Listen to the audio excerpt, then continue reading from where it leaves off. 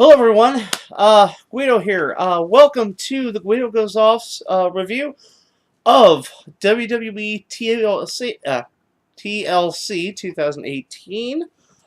A lot of matches to cover, little time to do it in, so hopefully won't have too much feline interference, but let's get started. Of course, things started off on the pre-show with the Cruiserweight title on the line as the best kept secret Buddy Murphy defended against Cedric Alexander. Um, it was, you know, I want to say an excellent match. The two, Buddy using that strength advantage early on. Cedric trying to come back every time getting shut up by Buddy Murphy. But then Cedric launched a huge comeback. Went for the lumbar check. Only got a 2 count. But then, trying to go high risk, ended up paying for it. Buddy ended up hitting Murphy's Law. 1, 2, 3, your winner, and still Cruiserweight Champion, the best kept secret, Buddy Murphy. On to, which is interesting, like, matches of these caliber were on the pre-show. I mean, there's a lot to get to, but there's a lot of people complaining on most of the social media I'm on. So, we're just going to try to stick with the review. The next match was Elias versus Lashley. It was a ladder match. The object suspended was one of Elias's Fender guitars. Which are now available at any music store, if you're so inclined. You're welcome, Elias, if you get a check. This was pretty much standard. It was every time Lashley wasn't as dominant, but it was like every time Elias tried to get some momentum going, Leo Rush right there, and but eventually it got to the point where Elias was finally able to get up the ladder and get his guitar. So Elias was your winner, but afterwards Leo Rush. Oh, sorry, I'm watching the Edge of Christ show. They're doing. Oh, I'm sorry. If they start singing "I Will Remember You," I'm gonna totally fuck it. But anyway, I'll have to rewatch this. But again, Elias was about to hit Lashley with the guitar. Sorry, and sorry. Oh, I should probably. I totally need to turn this off. I'm so sorry. Oh god. Sorry. Elias was going to try to hit Lashley with the guitar, get his comeuppance. Leo Rush hopped on his back. Lashley grabbed the guitar, ended up hitting Elias with it, but like I said, still your winner, Elias. And there's one point I do agree with Corey Graves on this match. How come there's never a Stairway to Heaven reference? Denied. All right, moving on to the main body of the card, starting off with the finals of the Mixed Match Challenge. Of course, the winners getting an all-expense-paid trip to the destination of their choice. But more importantly, that being both the male and female participants would receive the number 30 spot in their respective Rumbles. And so we had the Fabulous Truth, the team of Carmella and R-Truth, going up against the team of Jinder Mahal and Alicia Fox. And once again, more proof in this match that Alicia Fox is a national treasure. Of course, started off with the ladies, then the men getting involved. Then, of course, a dance break in the middle of the match, where then the Singh brothers tried to get into it and then got thrown out by Carmella and R-Truth. Eventually, Alicia started getting a upper hand. she got knocked Carmella out of the ring after a failed attempt at a failed only 2 count off of her beautiful bridge Northern Light suplex. I'm sorry. If you want to talk about it, we can talk about it. Then R-Truth gets in the ring, starts badgering her. Then she grabs her hat, saying, "I'm the captain." And then R-Truth grabs the hat and trying to dance with the hat on. And not really working well. Then Carmella gets back into the ring. I believe it was... I forget how to counter into it, but eventually Carmella locks in the Cone of Silence. Alicia taps out quickly. So your winners of the Mixed Match Challenge, Carmella and R-Truth. I'm going to take this opportunity to say right now, if anyone wants to wager whether or not R-Truth tries to come out at number 30 at the Women's Royal Rumble this year, feel free to drop a line in the comments section below.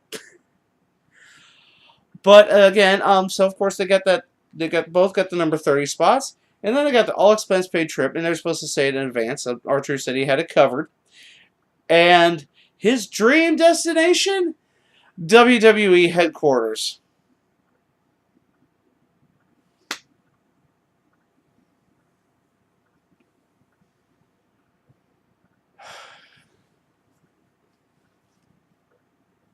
Is bad. Okay, so again, you're winners of the Mixed Match Challenge, and both of them will be number 30 in their respective Rumbles, Carmella and R-Truth. Up next, The Bar defending the SmackDown Live Tag Team Championships, going up against the Usos and the New Day. Again, it's always good tag team wrestling on SmackDown. I mean, you had quite a few great spots. But for the most part, like almost the first half of the match, you didn't even see the Usos in because according to the rules, you can only have 2 people in at a time. Usually it was someone from the New Day versus someone from the Bar. Then eventually the Usos got involved in it, and then at one point, I think it was Jimmy. He just went on a super kick rampage. He probably owes the Young Bucks $5. Anyway, so it then comes to Sheamus and Sheamus and Kofi Kingston were the legal men. Oh wait, no, I think it was Sheamus and Xavier Woods were the legal men. Everybody starts getting involved.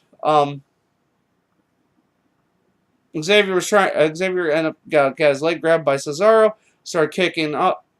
Kicked him off. He's gonna go for that that springboard DDT does off the ropes. End up getting caught with a brogue kick. Your winners and still SmackDown Live Tag Team Champions, The Bar. Apparently, a lot of people like that tweet. Okay, the next match, Baron Corbin versus Braun Strowman. This was slated to be a TLC match. Not really a lot of T and L in this match, but okay. And of course, we all know the stipulations. If Braun Strowman won, he would get a title shot against Brock Lesnar for the Universal title, which I still remember to be exist, and I still remember to be in existence. However, if Baron won, he would become the full-time general manager, as he'd been running around going this. But it's funny. It's funny with this whole thing. They finally found the perfect role for Baron Corbin, and that is scapegoat. So of course Corbin came out, had Heath Slater as his official, and he said to start having Heath count him out, which was the first time to count out in the TLC match. But about the 8 count, Braun Strowman comes out, arm in a sling, as he's still recovering from elbow surgery. He then points out that a TLC match has no disqualifications.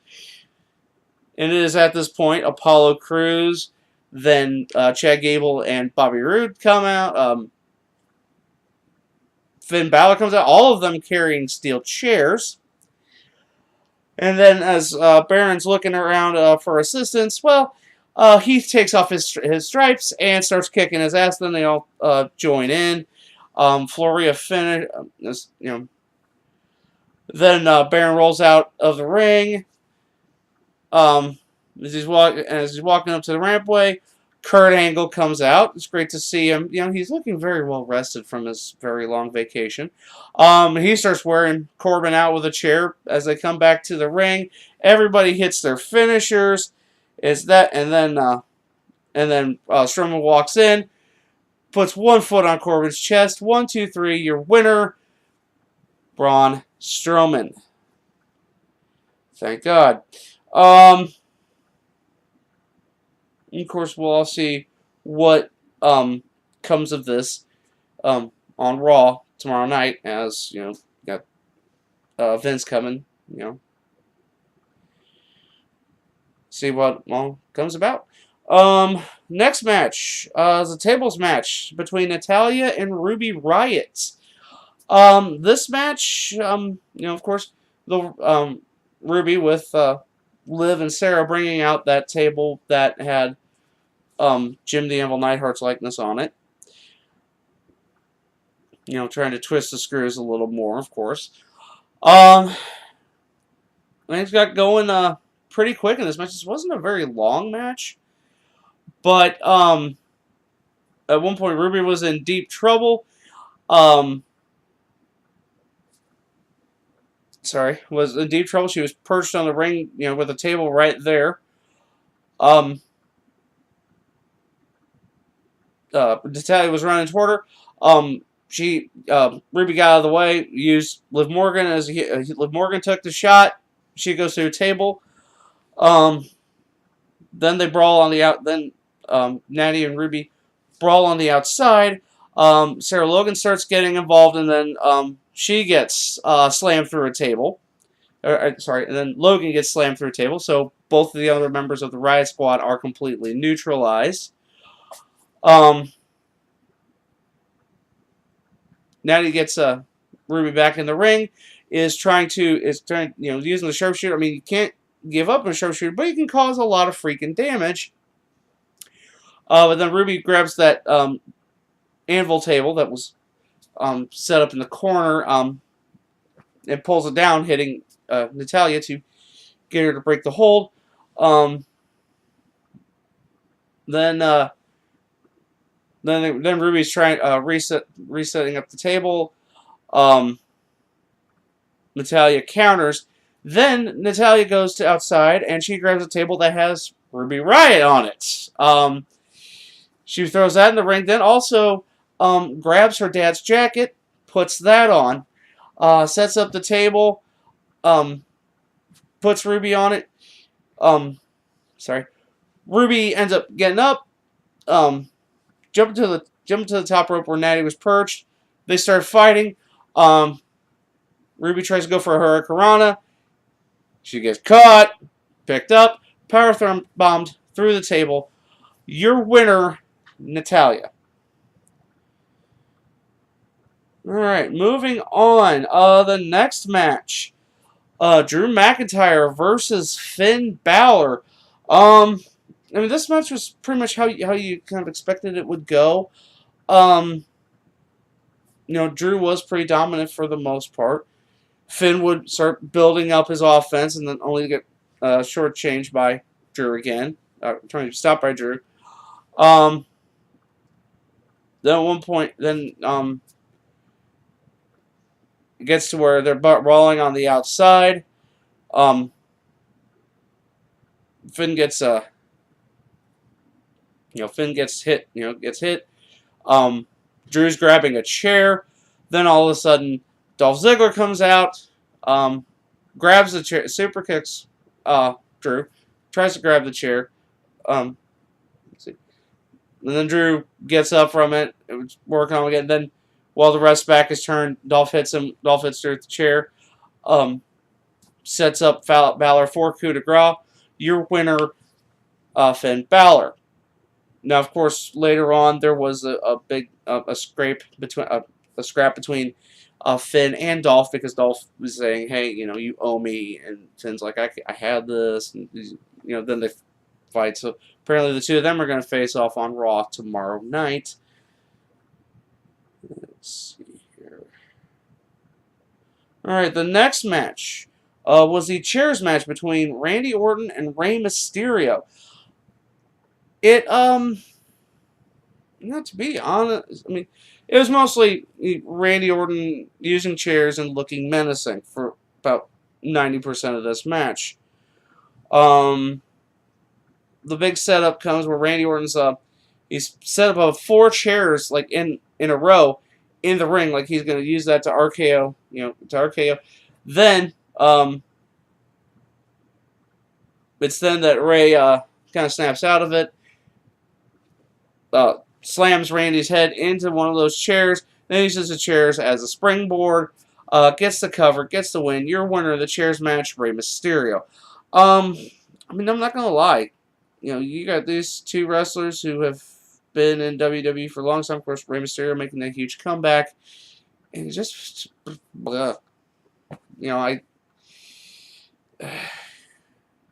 don't know. They need to do something for that because we've seen we've seen Randy be sinister all the time, and it's his old hat, man. All right, the next match, Ronda Rousey defending the Raw Women's Championship against Nia Jax. Simple. Nia was using her power. Ronda was trying to get into the armbar.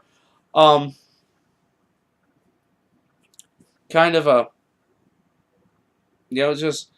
Ronda kept wanting to go for that armbar. Gets her shoulder slammed into the ring post, and then Nia slams her body weight into the post. Let's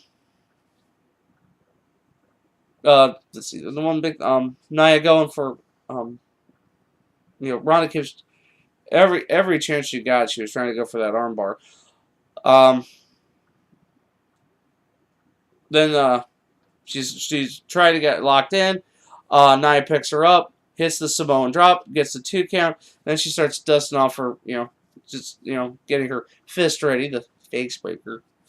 Ronda counters it, grabs it, takes her down, looks over at Tamina saying, "This is for you," kisses that fist, and then locks in the armbar. Nia tapped quickly. Your winner, still Raw Women's Champion, Ronda Rousey.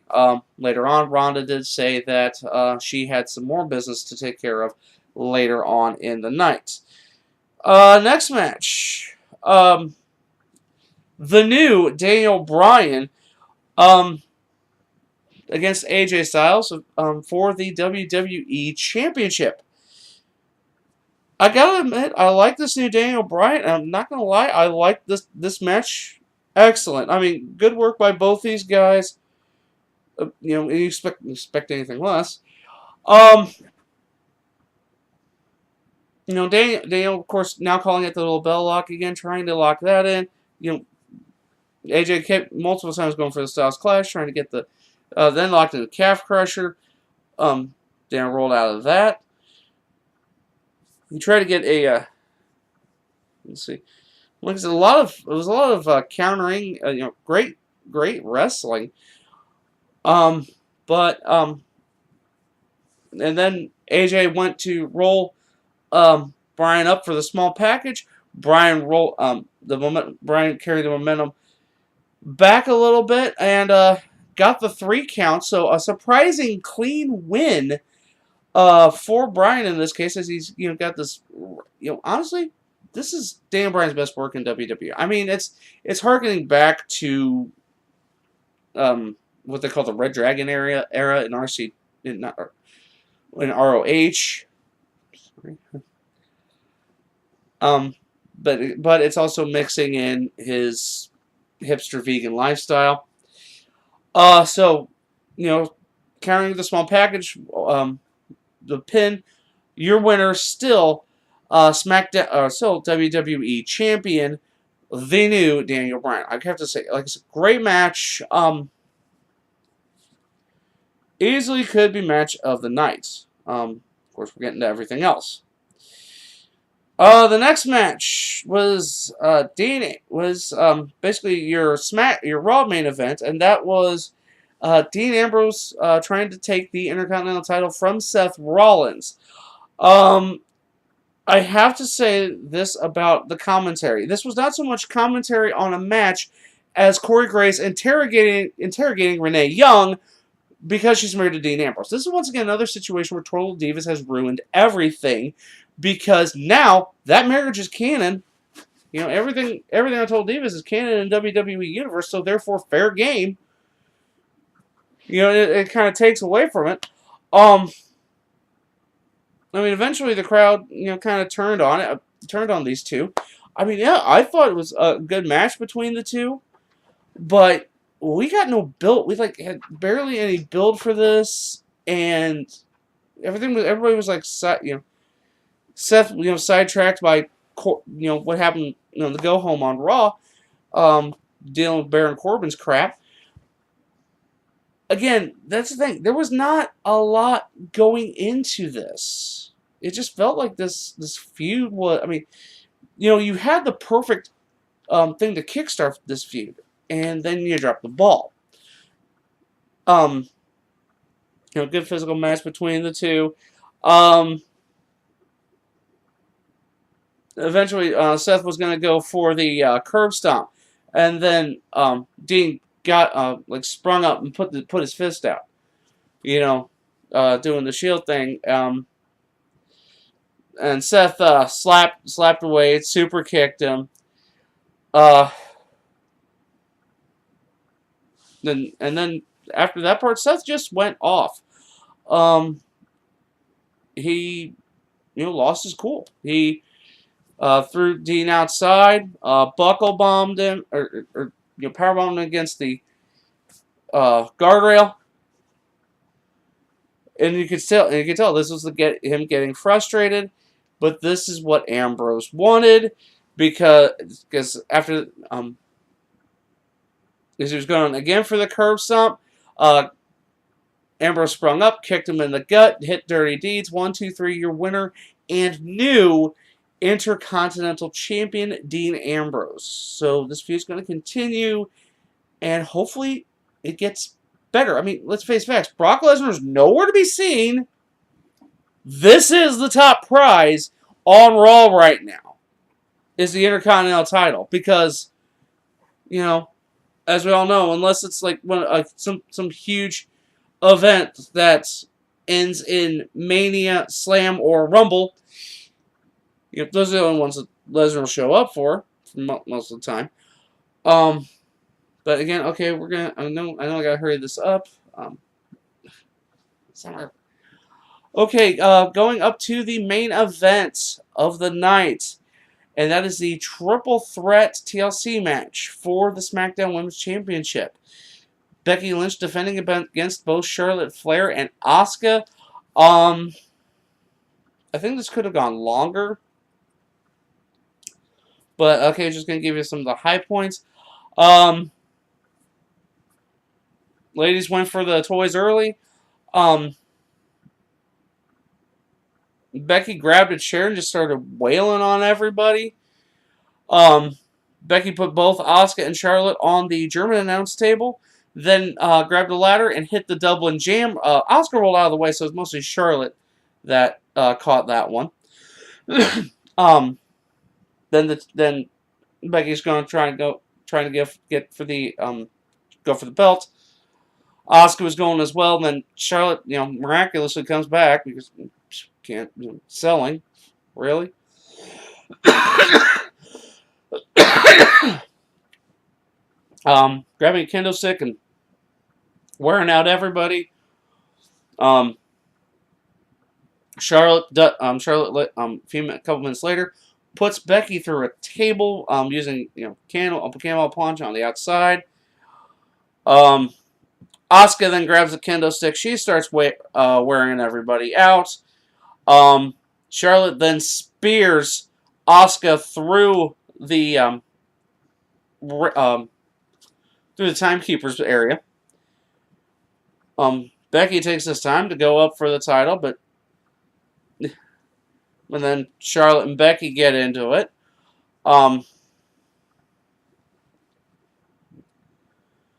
Then Asuka gets involved.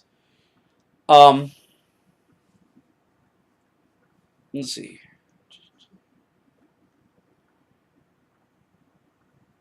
Yeah, I think it was. Yeah, okay. Wait a second. Yeah, okay. Yeah, no, it was after. And then, Charlotte put Becky through the table. Then Asuka, ends up climbing up, trying to grab the title. Charlotte tries to intervene. The two are fighting on top of the ladder. Becky then grabs another ladder and is climbing up. Then, Charlotte knocks Asuka off. Then she and Becky go on the same ladder. And then Ronda Rousey shows up and ruins everything. Ronda comes out to the ring, pushes the ladder that Becky and Charlotte are on, basically eliminating them from the match. And then Asuka, has a clear path, climbs the ladder, gets the title. Your winner and new SmackDown Live Women's Champion, Asuka. Now, okay, now of course I'm saying this, because basically just Ronda, kind of, now we know Ronda has her beef with Becky and with Charlotte, and I pretty much was certain that Asuka would win this match. It's again just seems like you have the chance to do something right and you blow it. I mean, you've tainted this victory for Asuka, who has needed this ever since her streak was broken at WrestleMania. Okay, so let's see. For me, match of the night. As great as that TLC match was, I'm giving it to Bryan and AJ and AJ Styles because that match, those guys have been all over the world. They've fought each other, and that was a sight to behold. It's one of those dream matches you'd hope to see. Worst match, I'm going to give this to the guitar ladder match because. Okay, well, that is going to do it for my review of the 2018 TLC event. What are your thoughts regarding this pay-per-view? As always, let me know in the comments section below, and you can always talk to me via the social media. You know where my Twitter is. You know where my Instagram is. You know where the Facebook page is. Give that a like. Give that a follow. Of course, announcement starting tomorrow. We are going to start the voting for the Guido Goes Off year-end awards. Got all the categories set up. I've got all the nominees set up. How I'm going to do this? I'm going to do a video with the nominees, and then on the various social media platforms, I will tell you how you can vote for your favorite in those categories. Of course, this is all you guys. This is. The year-end awards are your decision. So again, pay attention for that. We're going to be starting that tomorrow. As always, what are your thoughts on the TLC pay-per-view? Same thing. Let me know in the comment section below. As always, you can reach me via the social media, Twitter, Instagram, of course, the Facebook page. Once again, thank you for tuning in for my review of TLC 2018. So until next time, I'm the Guido. I think we're done here.